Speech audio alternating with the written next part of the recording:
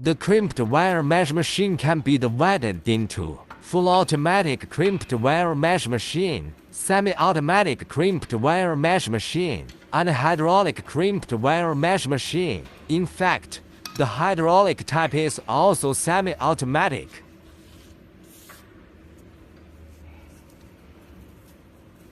Full automatic crimped wire mesh machine mainly weaves little wire diameter. The wire diameter range is 0.4毫米到2毫米. The aperture is from 1.5毫米 to 20毫米. The crosswalk can be fed automatic and not manual.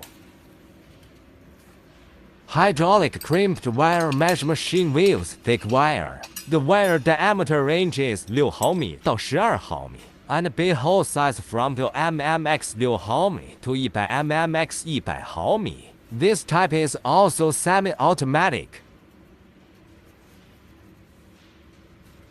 The series of crimped wire mesh machine weaves, crimped wire net steel, iron, lead and stainless steel wire. With big diameter, the net is weaved by the machine, after thick wire is forced to crimp by rolling machine.